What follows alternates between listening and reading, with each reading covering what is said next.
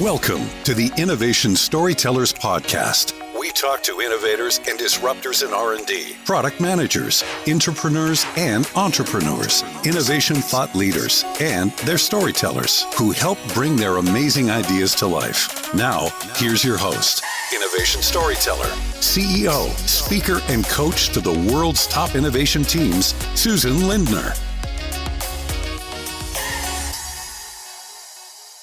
Hi, everyone. I'm Susan Lindner, and I'm your host of Innovation Storytellers. And for the last 20 years, I've been helping innovators and disruptors to tell their stories. 10 acquisitions, hundreds of innovative products, and countless hockey stick growth curves later, I wanted to share how great innovations get to market using stories to pave the way. And I'm just thrilled today that I'm going in for round 2 of this recording. Chaim and I had a great conversation just 4 short days ago where I forgot to hit record. So I am reliving a fantastic podcast, and now you all get to enjoy it as well, talking about what is the future of innovation at a place like Bloomberg. So Chaim, I'm going to give just a little bit of background. Feel free to jump in and correct me anywhere along the way. But Chaim is the head of innovation communications for Bloomberg, and he is working with and through the company's talented engineering pool and the Bloomberg beta venture firm to make the case that the company is a technology and innovation leader. And I hope you don't have too much of a struggle with that, Chaim. But in this role, Chaim is tasked with enhancing Bloomberg's reputation by telling its story as an innovator, as a great place to work, and an essential part of our society, both as a financial and a media firm, and an engine that drives impact through Bloomberg philanthropies. And I think we all know former Mayor Bloomberg as an incredible philanthropist. And in short, Chaim, it sounds like you get to talk, tweet, film, promote, and tout all good things about Bloomberg. It's incredible people, its practices, and its products that all of us get to enjoy if we are so lucky. So welcome to Innovation Storytellers. Thank you so much, Susan. Thank you for having me back again so soon. Good times. Two times. And you're absolutely right. It's a really fun job to work together with some incredible and talented engineers. I've been there 4.5 years, and we keep growing. When I first got there, we had about 4,800 engineers. Now we're over 6,500 engineers. And I keep meeting new engineers and going, oh my gosh, this one's smarter than the last one I met. But it's really interesting because, especially this past year, to see our engineers really be resilient in the face of everything that was thrown at them, keep our systems going, help our clients throughout the global capital markets. Everything that they do on a daily basis, you walk into a bank trading floor, a hedge fund, you see the clients sitting there with their Bloomberg terminals open, 4, 5, 6 screens up, and then they go home and they're working on laptops or they're working on a desktop with a single screen. And one of the biggest challenges right away was how do we keep them being productive with that? And our engineers were already thinking about this even before the pandemic came, which was fascinating. They were already thinking about how do we start to use less screen space without impacting the workflows of our clients. And we were really lucky. We were able to push up the production cycle on something we call Tab Terminal. So now you can have the Bloomberg Terminal open on your screen. And for those who aren't familiar with the Bloomberg Terminal, this is a 40-year-old piece of software, essentially. In the early days, we built the hardware too. But today, it's a piece of software where we deliver hundreds of billions of pieces of data to folks across the financial industry and news and different analytics in a given day. And we have to do that super fast. The old adage of time is money is nowhere more true than in the global capital markets. Where you're like nanosecond decisions. Well, I was going to say, we're not talking about seconds. We're not talking about milliseconds anymore. We're now talking about microseconds, right? So something happens. Our clients need to know about it within microseconds so they can trade on that information. Obviously, the information is public, so they're trading on public information. They're trading on that information. They're making or losing tens or millions of dollars. And we have lots of examples where Bloomberg News broke that story first. And within, again, seconds between their story breaking and the next story, some other outlet that's story breaking, the stock going up or down 10, 12%. So really, time is money in our industry. And our engineers have come up with some incredible ways to handle massive, massive volumes of data super, super fast. Yeah. So I'm so grateful to have you on the show because number one, you have a title that I think people like me covet, like innovation communications. I mean, it's the subtitle of my agency, right? So, and you have it at the corporate level. And I wish that there would be more innovation communicators around the world, and especially in the Fortune 500. So how do you define innovation communication at Bloomberg? What does it look like? Sure. So innovation, it's interesting. I've had this conversation with many of our stakeholders across the business, and they all think about innovation slightly differently, again, depending on where they are within the organization. So some of it is, innovation in terms of coming up with solutions to technical challenges, which I think is probably the generally accepted definition of innovation. But sometimes it's changing the way you think about processes and approaches, and those could be processes and approaches to people and talent. So I also happen to work with our diversity and inclusion team, and I know we'll talk about this a little bit later. Part of it is, how do I create an inclusive workplace where everybody can come and be themselves and contribute their unique perspectives, again, to create new solutions that we may not have thought of or seen before to the problems. Sometimes it's, how do we take something that we've been doing for 20 or 30 years and figure out new ways to do the same thing better, faster, at greater scale, using things like open source software, whereas in the past we might have built those solutions ourselves because there was nothing available to do it any other way. Mm-hmm. So for example, Bloomberg has built a massively scalable relational database, which a couple of years ago we actually did publish as an open source piece of software ourselves called ComDB2.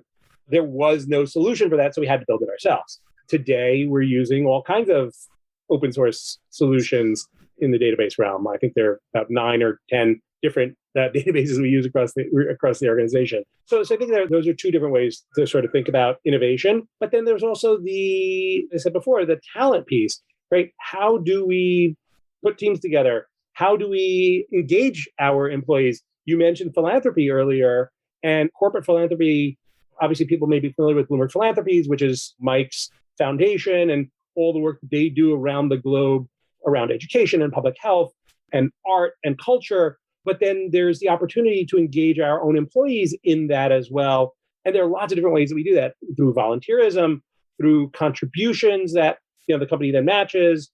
But it's all about giving back to our local communities using our know-how, our skills, things that might not otherwise be available to the not-for-profits that we partner with. So there are lots of different ways that we look at innovation across the company.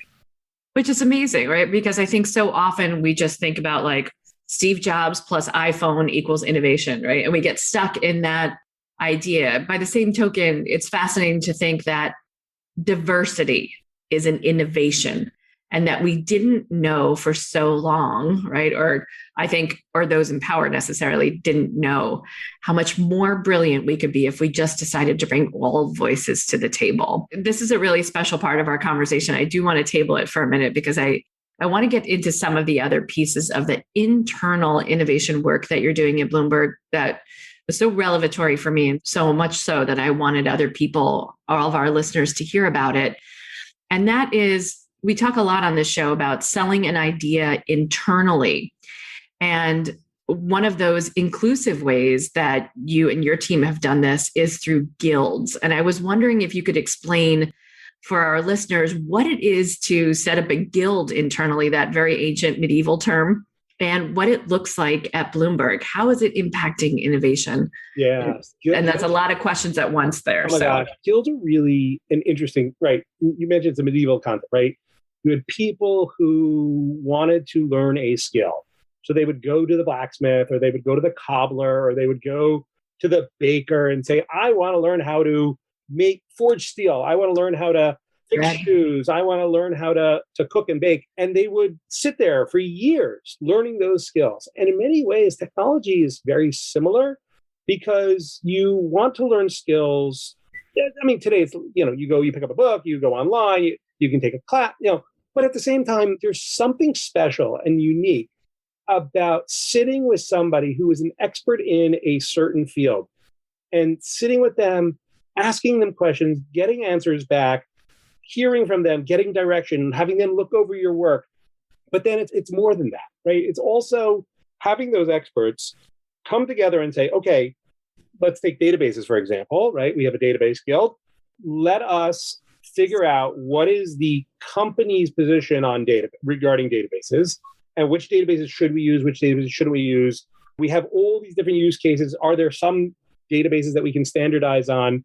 So our own engineers who lead these guilds, together with a bunch of different working groups that they each have, some dealing with diversity, some dealing with conferences and publicity, all come together and they say, okay, this is what our perspective on this technology is going to be. This is how we're going to go out and talk about this to the outside world about these technologies. And we have folks who get up and give internal presentations. Some of those internal presentations then get taken externally. So it's really an interesting and fascinating thing. And what's really cool is we've been doing this now for 5 years.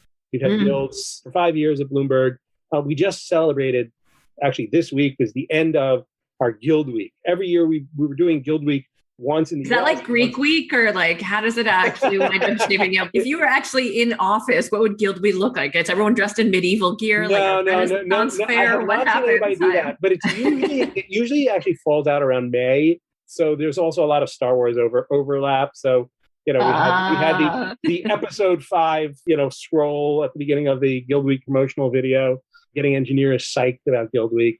But it was pretty much every day this week there were not 5 or 10 talks. There were 13, 14, 15, 16 talks every single day. We have 10 different guilds. We have a natural language processing guild, a machine learning guild, a C++ guild, a Python guild, a JavaScript guild.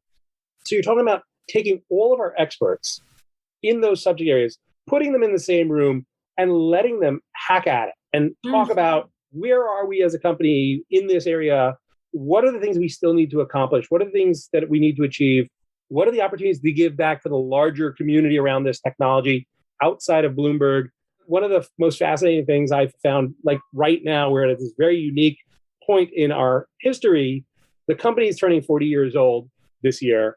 And we have engineers from our company who are also involved with our guilds who are leading the charge in defining the future of a number of critical technologies. So, for example, we have one engineer in our London office who is one of 5 engineers in the world who sits on the Python Steering Council. These are 5 engineers who took over for Guido, who used to be the BDFL, took over for Guido and are defining the future of Python. They actually are giving their keynote tomorrow afternoon at PyCon, the Steering Council keynote. This is where they all answer all questions that they get from the community and tell everybody where is the programming language going in the next year. We have another engineer who is one of 4 people defining the future of JavaScript. He's one of the co-chairs of TC39, which is the ECMAScript technology committee defining the future of JavaScript. This is a wild, wild thing. For me as a communicator, to be able to leverage spokespeople like this to tell the world not just what's going on outside, but also what we're doing internally. So the gentleman who leads TC30, who's the co-chair of TC39, he leads our JavaScript infrastructure team. He's also involved, as I said, in the guild, but he's been really advocating the use of TypeScript within the organization over the past couple of years. And last year wrote this whole article talking about how Bloomberg, which has hundreds of millions of lines of JavaScript code, adopted TypeScript, what it was like to take that and spread that across our entire organization. Not only that, but at the same time, contribute things that we found back to TypeScript, to the project, to make TypeScript better for everybody else outside of Bloomberg. That's the real nugget here, is innovation should not just be insular. It should not just be for the organization, but it should be, when appropriate, of course, should also be, what can we do to make the lives of engineers everywhere who use this technology better, simpler, more scale, solve everybody else's problems? Because if an organization like Bloomberg has a problem, in some cases, that's a unique problem because of the industry that we work in, the scale of the data that we work in. But ultimately, that's telling you that somebody else will eventually have this same problem. And if we can solve it for them, they will end up not having that problem down the road. Yeah. And isn't that amazing when you can actually give back beyond your own walls? But what's fascinating about that too is I love a couple of things about this guild idea. Number one is that you begin to create problem solvers and form consensus internally before you start scaling, right? So you have not a cabal, but a community of people who are really examining the problem from all sides. Number one. That's right. Number two, when it's time to roll out innovation, you've already gotten some very important, very powerful early adopters on board, and they become internal advocates for the innovation. And the last thing is when you have that, so it sounds to me as you tell it, is that these people are so passionate because they've lived it on the smaller scale that they push the momentum.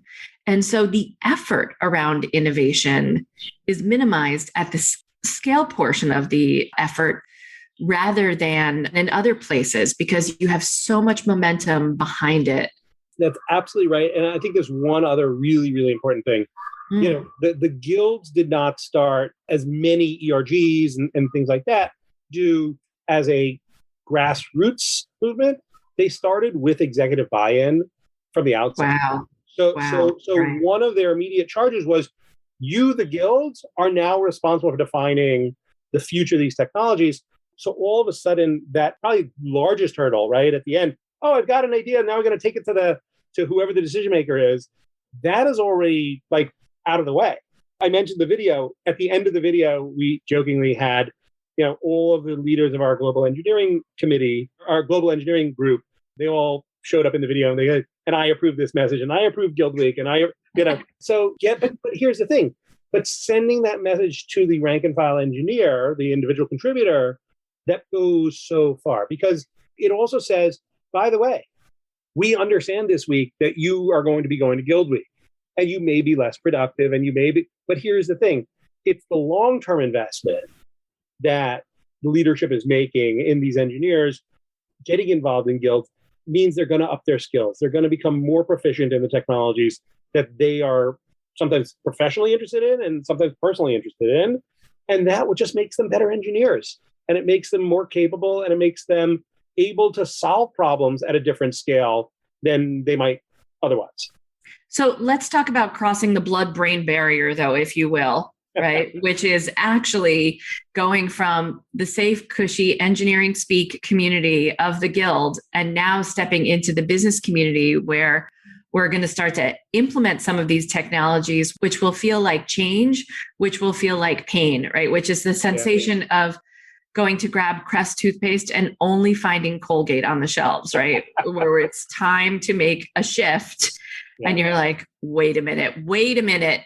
Something doesn't feel like it used to feel. So how does that conversation go when you're upgrading or you're shifting a technology from one to the other to the business side of the house? It's a great, great question, especially in a business like ours where there is no downtime, right? The global capital markets, most people here in the US think, oh, the capital markets, they open at 9:30, they close at 4, and that's it. But that's not the way it works. The US stock markets open at 9:30 and close at 4. And then we go around the globe and we go to Asia and they open in Tokyo and they open in Hong Kong. And then we keep going and they open in the Middle East and London and then they come back to New York. And so really the exchanges, and again, that we're just talking about stocks for now, are really operating 24/7, 365. Right.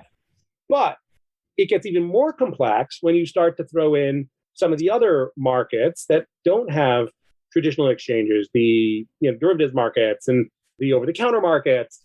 And oh, by the way, the fixed income market dwarfs the stock market on a daily basis. The amount of money that exchanges hands is just mind-boggling. Right. The stock market dwarfs No, the stock market is much smaller. Right. The amount of money that's traded in stocks on a daily basis versus fixed income bonds, and it's just huge. And most people don't think about that because a lot of that is corporate trading. It's driven by hedge funds and brokers and institutional investors, institutional trades. Yeah. So the average consumer doesn't see that. But here's the thing. We have technology that all of these folks, these traders and brokers and researchers are using, and we can't have downtime. Because if we have downtime, then they lose money and they get upset and they make phone calls. And so how do we take a technology upgrade it seamlessly, in some cases without them even knowing something changed, right? That something continues to just go, right? It's not an easy challenge. Our engineers, thankfully, have been doing this for a very long time, and they have very detailed roadmaps on how to do it. They move clients of X size, then the next set of clients, and so on and so forth. It's a really, really important part of the role. I know what some of my colleagues refer to it actually as embedded innovation, where the innovation just happens from the inside out. Embedded innovation. I like that. I'm writing it down. And hashtagging people. And it's a really interesting concept.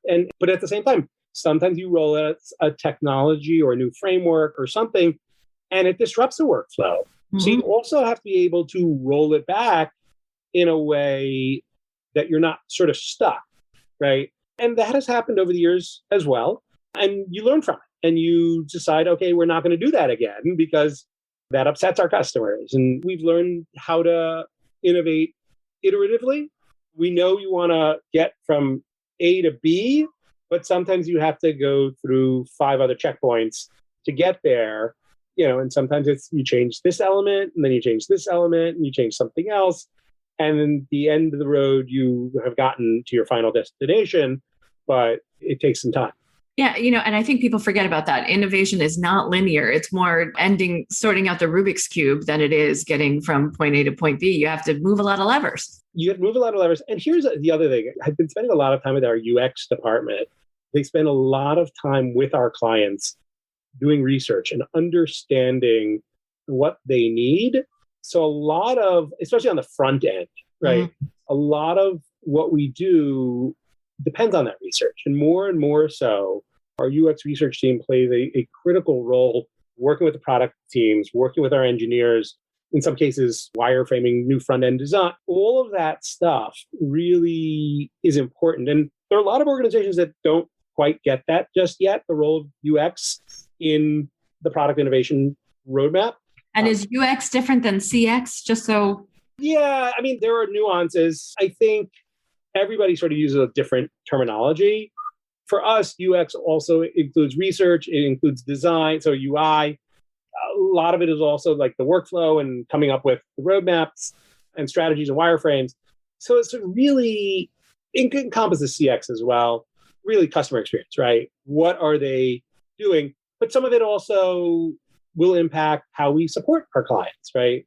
One of the things that's always differentiated Bloomberg, you read about it in Mike's book, is the customer support element. You pick up the Bloomberg Terminal and there's a red button that says help, and you hit help twice and you immediately get a chat window, or in the old days, a phone call from somebody who says, hello, Mr. Client, I see you're having a problem with X, Y, and Z. What can I help you with? And in some cases, it's a standard first level support, but if it's a specific application, you may get the application spec rep, the application specialist who knows this part of the terminal inside out and can help you exactly with what you need.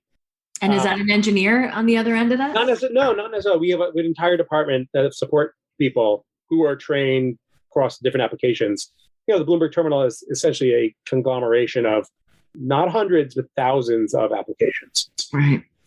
Massive. So moving from the internal innovation now around the guilds and how that all gets approved to external innovation, let's talk a little bit about open source. And I think some of that you kind of hit on with the guilds, but tell us a little bit about how that process works for so many companies who are really secretive about their stuff. How is Bloomberg deploying open source through its innovation? Sure. So this really goes back now probably about anywhere between 7 and 10 years. Our current CTO, Sean Edwards, and a couple other folks in the engineering department got together and they said, look, there's now a healthy open source environment where, again, some of the things that we've done in the past ourselves, there are now open source solutions available that do those things. Mm-hmm. So he started in the office of the CTO. There was actually an open source product office, which essentially works both ways, right? One way is bringing open source into the organization, and the other is taking open source products that have been developed inside Bloomberg or other contributions that are now being upstreamed into the open source community. So there's sort of two things there, right? Sometimes it's a contribution to an existing open source project, and sometimes it's creating a new open source project. And I'll talk a little bit about both. So tackle number one, right? Bringing open source into the organization. Really good example. Bloomberg, we got all this information, all this data, right? But you need to find exactly what you're looking for. On a daily basis, not only do Bloomberg News reporters generate a lot of news and articles covering what's going on in the market, but we also ingest anywhere between 1.5 million to 2 million news stories from around the globe from other journalists and other news organizations, about 125, 150,000 pre-vetted news organizations. But that means there's a ton of stuff coming in, right? So how do I find exactly what I'm looking for? So a number of years ago, our engineers went out, they adopted Apache Solr, which is an enterprise search platform, and they started using it and they started indexing things. They're like, this is great, this is working wonderfully. But we really need to rank the answers that we're giving, rank the findings so that we can give our clients exactly what they're looking for. And at the time, there was no ranking solution inside Apache Solr. So our engineers built it, and they built really a framework called Learning to Rank that we then contributed back to Apache Solr. So now any company who's using Apache Solr as part of their enterprise search solution can go in, they have this framework, they can apply their own algorithms within that framework to find whatever it is they're looking for. And today we have one member of the PMC for Apache Solr, and I think 2 or 3 other committers to Apache Solr who work at Bloomberg because they're experts in Apache Solr.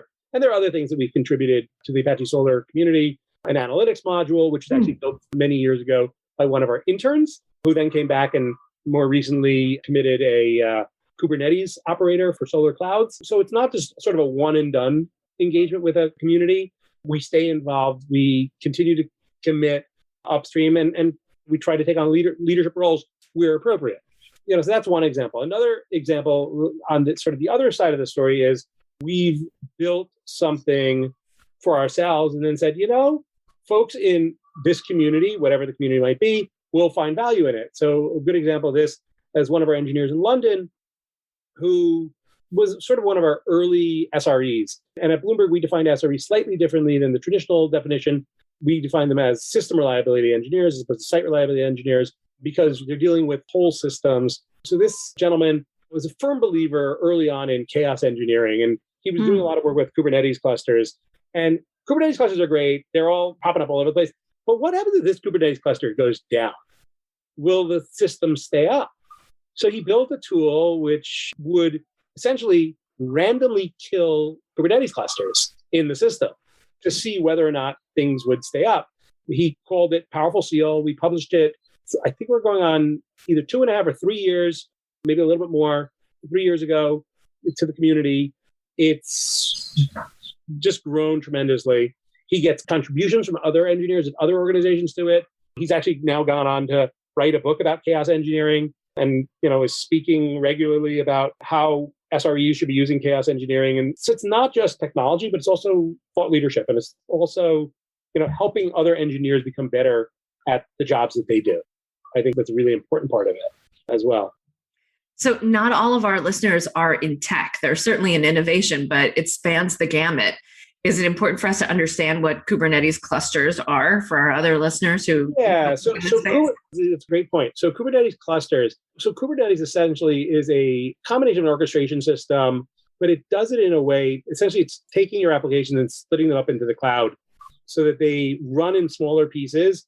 And if one goes down, they just keep running. You can scale them up massively. And in fact, many folks who are using machine learning and AI are using Kubernetes to run their models because you can have 1 or 2 or 3 models running on a GPU, which is sort of like CPU with lots more memory and lots more horsepower behind it to run these models. But now you can run these in massive Kubernetes clusters and run tens and hundreds of models all simultaneously. Essentially, it's a virtual machine in the cloud.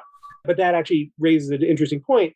There's another contribution that our folks are involved with called KF Serving, which is the ability to essentially scale the serving of AI models through Kubernetes clusters to the thousands and control it, all serverlessly, essentially. This is something our team worked on together with engineers at IBM and Selden and Amazon, and is a very rapidly growing open source project that's part of the Kubeflow project.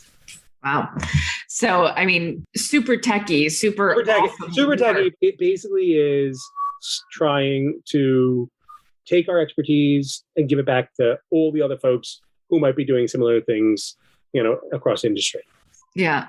And not to mention diving into AI, which so many of us in every field will be looking at ways to apply AI in the future. So the ability to take the know-how of Bloomberg and share it with the rest of the planet will be super helpful.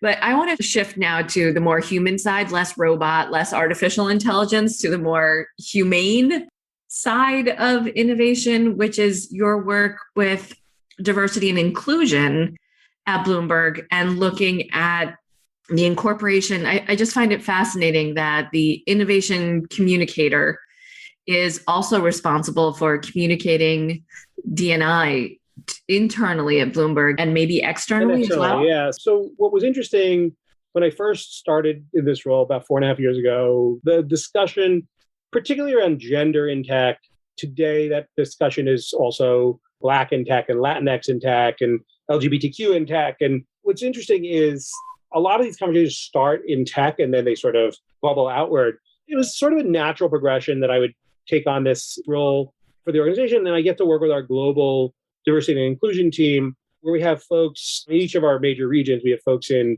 the Americas, in EMEA, and Asia Pacific, all looking at diversity and inclusion. And frankly, they're not looking at it all in the same way because the conversations around D&I are different in different regions, right? So here in the US, the conversation is probably the most mature at this point, where it's not just about gender, but it is about intersectionality and all the different things that one might have to think about, and including wellness, including mindfulness. Mental health is a big topic, particularly here at Bloomberg. Our chairman, Peter Grauer, is really our champion for diversity, but he was an early champion around mental health, around disability inclusion at the company. He's also the chair of the US 30% Club, where he's advocating for more women to be on the boards of publicly traded companies. And there's a lot of progress happening in that area. I was actually just reading an article earlier today that over the last year, not only are we seeing more women, but we're seeing more Black executives being added to boards, which is incredibly important because, again, that helps change the mindset from leaders down about what those businesses are going to be doing. Well, not only that, right? And not only that, the SEC is also talking about starting to require additional disclosure around ESG. And I think that's a big piece of it as well. We don't only do diversity and inclusion because it's the right thing to do, right? That's where you have to start. But you also end up finding that you have people with different perspectives, different lived experiences, different ideas, all coming together to solve problems in new, unique ways that you would never have had otherwise. So at the end of the day, you see that companies that are more diverse also perform better. So that's also really important. And part of it's also interacting with our clients. Our clients are all around the globe. They come from different countries and different cultures and different backgrounds. And if our employees mirror our clients, that's even better, right? Because then we understand our clients, they understand us, they can converse. I have an engineer who comes from different culture than I do, and we talk about it. We talk about where we're from, and we talk about, the differences between us and the similarities. I think I told this story when we did this the first time. I was once on a panel about religion in the workplace that somebody had put together in New York City. And it was me, I'm a Jew, there was another Jew, 2 Christians, 2 Muslims. And one of the Muslim founders of a startup, he started telling this story about how during Ramadan, he would wrap up early, he would go home, he would break his fast, he'd been fasting all day with his family, and then he'd come back online and continue his work at like 11:30, 12 o'clock at night. And I approached him afterwards and I said, my brother, I feel you, because that is my exact story every Friday afternoon. Every Friday afternoon going into the Sabbath, during the winter, I'm going offline at 2 or 3 o'clock in the afternoon. This time of year, the days are longer, so I'm going offline, at a normal hour. And then Saturday night, I'm back online looking to see what I missed. Because at the end of the day, I've always found everywhere that I've been, no one has questioned your dedication to the business as long as the job gets done. And if you're the grown-up and you're responsible and you say, look, this is my story, I'm going to be offline, but I'm going to come online, I'm going to get the job done. No one has any problem with it. And I think it's a really important piece. It's always been sort of this taboo thing to discuss religion in the workplace, religion and politics, right? Those are the two topics. But I think increasingly discussing those things makes you understand people better. And, there will be friction. There's no way to avoid it. But understanding and being open to criticism, being open to other perspectives and points of view, I just think makes people just gel in a much more inclusive way. And I think that's what we're really trying to get at in our workplace at Bloomberg. Yeah. And here, right? We should all be doing similar work. I think, it's fascinating to see the different studies that have come out that show that companies and boards are more effective when they have more diverse boards, that productivity, reduction of scandal, reduction of overconfidence of certain board members is tempered by having other people on the board who maybe for the first time are actually questioning why they are making the decisions they're making and the perspectives that aren't being taken into account. And so there was a great study about the media industry, and they looked at, in this case, it was a gender study.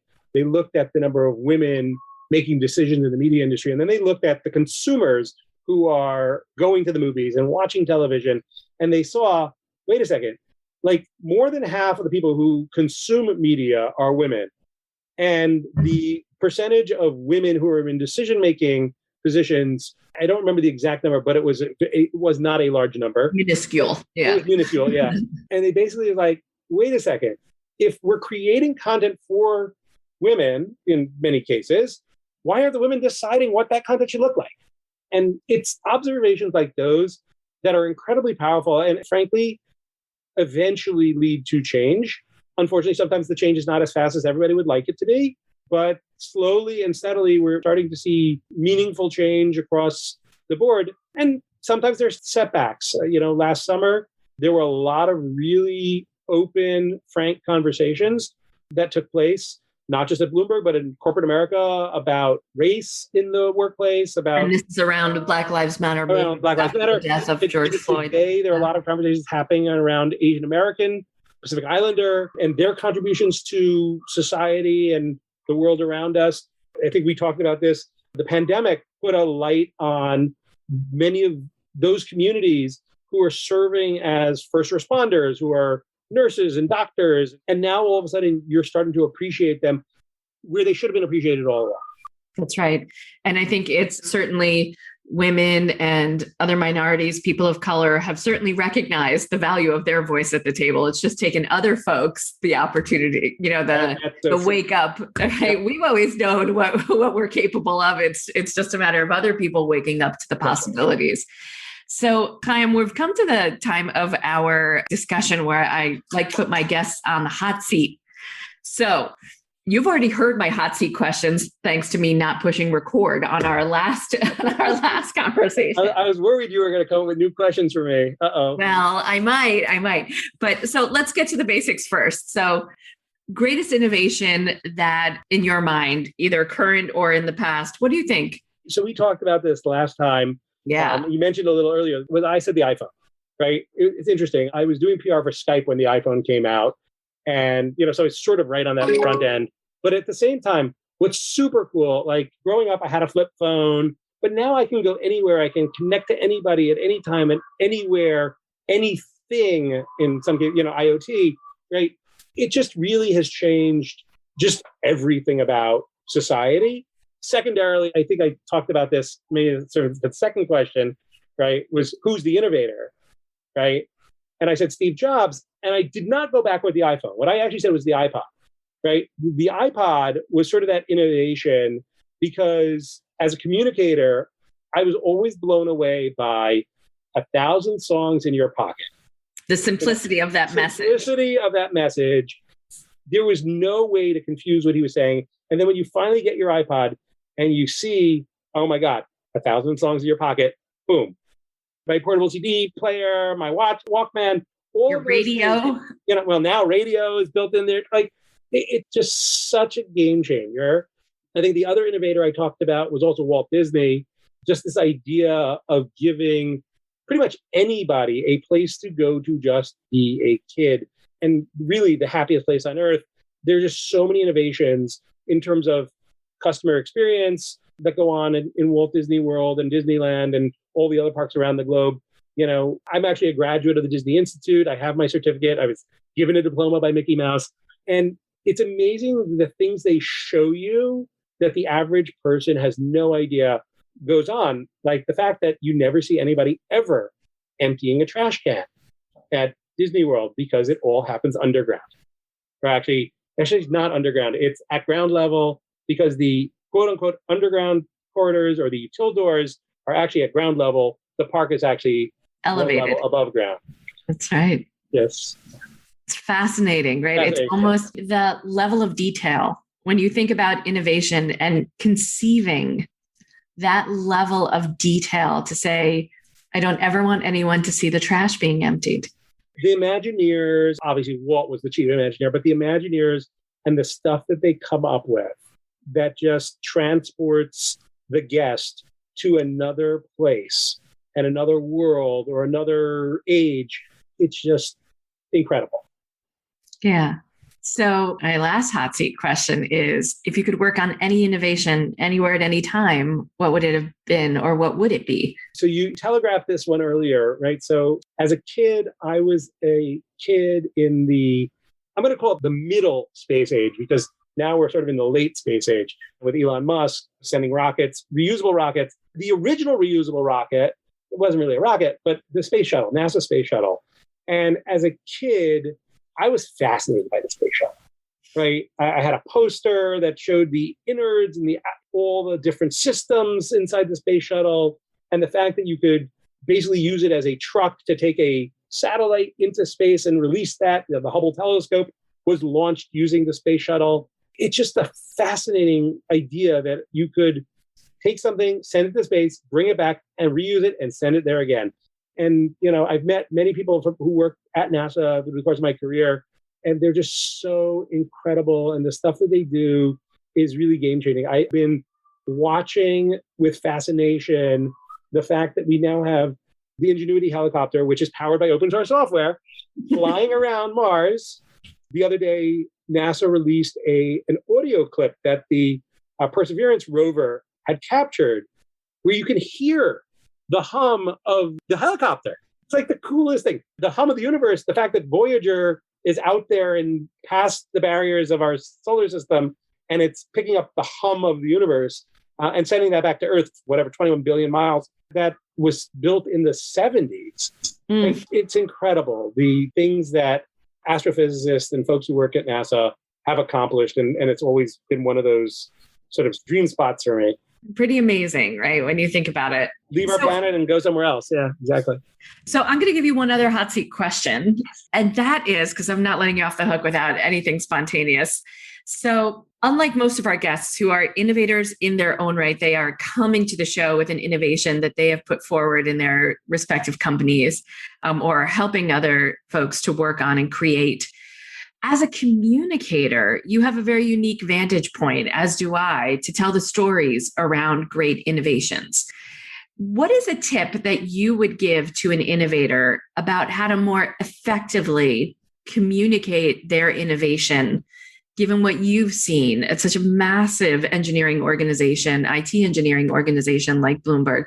What tip would you give to an innovator to say, here's how you get other people on board? Here's how you get people together with the program? So I'm going to go back a little bit in my career. When I was doing PR for Skype, right? Skype was this massive innovation. But in Europe, I think it had a different use case when it came to the US, right? So in Europe, you could live in a city and your friend could live in another city 5 kilometers away and be across an international boundary. You could be in France, they could be in Luxembourg.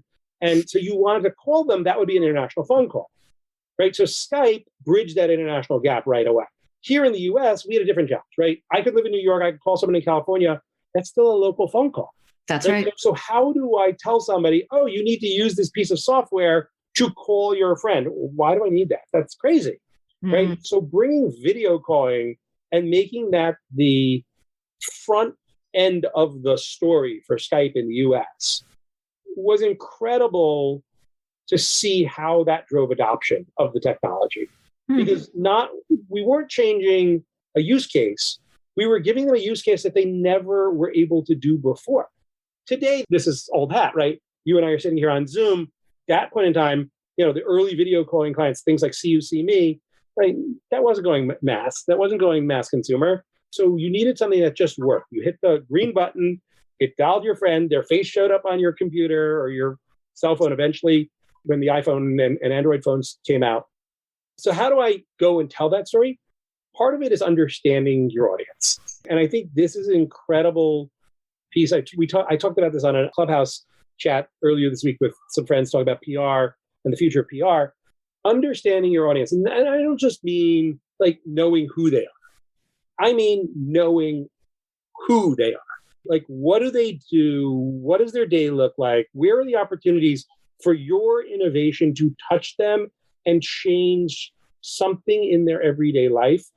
Understanding that starts to help you storytell, right? Starts to help you say, okay, here's where I want to insert this message to reach this person or this type of person or this audience more broadly.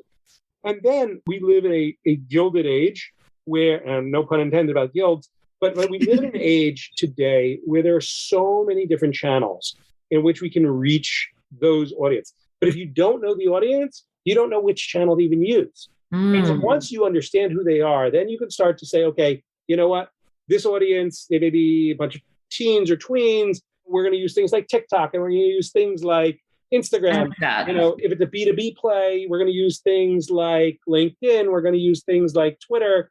I'm going to write a blog, or I'm going to do a video on YouTube, or I'm going to do a video on YouTube and cut it a slightly different way and put it up on Instagram. And so all of a sudden, while we have so many more tools in our toolbox as communicators, starting with the audience gets you where you're going. Absolutely. Absolutely. I couldn't agree with you. And it's something a lot of communicators skip. Yes. And I always say on this show, your job is to make the listener the hero, to make their life better in ways big and small. That's right. And so I'm glad we're in agreement as innovation communicators, Chaim. Susan, it has been a pleasure. Let's do this again soon. Yeah, we'll probably have to do it one more time anyway. So tell me, Chaim, if people want to get in touch with you, want to learn more about the work that you're doing at Bloomberg, what's the best way for them to reach you? Certainly. You can reach me a bunch of different ways. You can find me on LinkedIn. You can find me on Twitter. My username pretty much on every social platform is Chaim Haas. That's ChaimHaas. You can email me as well. Connect with me on one of the platforms and I'll give you my email address. Fantastic. Chaim, thank you so much. And I know you're going to get a lot of inbound as a result of all the great. You know what? I learned so much from other folks who are tackling similar challenges. And I think that's part of the thing that I love so much about this business is there are always other people who are doing things differently that you can learn from. Amen. Amen. Thank you so much, Chaim. Thanks. All right. Take care. This innovation story has ended, but yours is just beginning. Go to innovationstorytellers.com, download the free Innovation Storytelling Blueprint, and sign up to pre-order Susan's book, Innovation Storytelling. Get the resources, runway, and recognition you deserve due out this spring. Remember to subscribe so you don't miss an episode. Until the next innovation story.